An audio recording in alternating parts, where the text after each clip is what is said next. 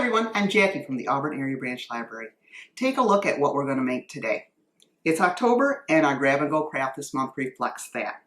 We're going to take an old book and make it into a pumpkin. Now I know what you're thinking, oh my gosh, she works at a library and she's cutting up a book. There must be some kind of law against that. Well, let me explain. At the library we get a lot of damaged books from time to time, and we also get donations that are not quite suitable due to their condition for the book sale. These are the books that we're using for this craft. Today we're going to make something out of them. So join me while we make books into pumpkins. The supplies that come with this grab and go kit are a book with the cover removed, raffia, cork, and a pumpkin template.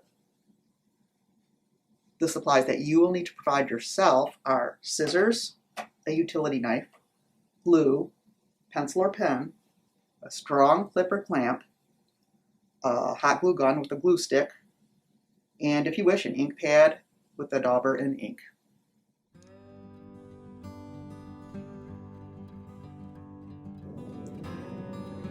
If you'd like to create a more durable template, you can feel free to trace and cut one out of cardboard, as I'm doing here. Next, place your template at the bottom edge of your book. Trace the outline of the template onto that first page. Go ahead and take several pages at a time and cut around the outline that you just traced. Keep in mind that you might need a utility knife to cut all the way to the spine. Keep repeating this process of tracing and cutting until the entire book has been trimmed. Now at a certain point, I realized it was easier to clip back the pages I'd already cut as I went along, so feel free to do that if it works for you.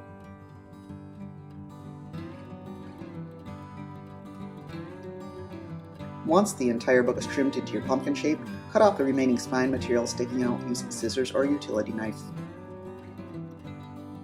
At this point we start to soften the spine. Take small sections, about 20 pages or so at a time, and bend the spine backwards as I am doing here. Keep doing this section by section until the entire spine is pliable and you can bend it backwards to create a tight circle.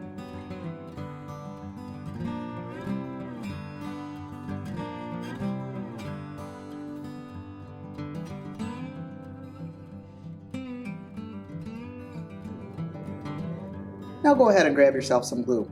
We're going to glue at least 4 pages at the front of the book together and then 4 pages at the back of the book.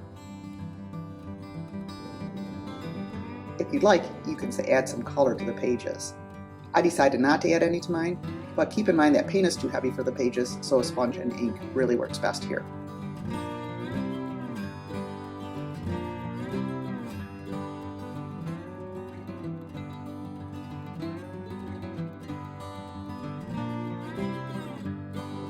Now we're going to glue together the 2 sections of pages that we just created. Cover either the entire front page or entire back page with glue and bring the 2 sections together. Make sure that when you stick them together, the spine is bent all the way around in a tight circle.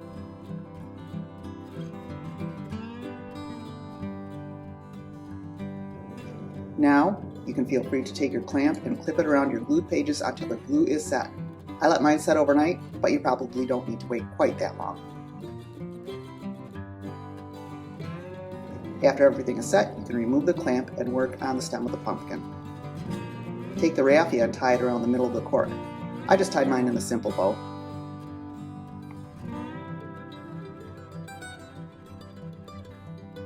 Once you're done with that, take your hot glue gun and put some glue on the bottom of your cork stem.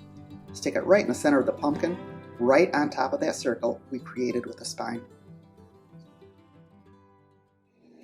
So there you have it. We've turned a book into a pumpkin. I'd like to thank Renee over at the Pinconning branch and the whole crew over there that helped pack up this month's grab and go. It's a lot of work and it is very appreciated. I hope you enjoyed crafting with me today, and I hope to see you next time.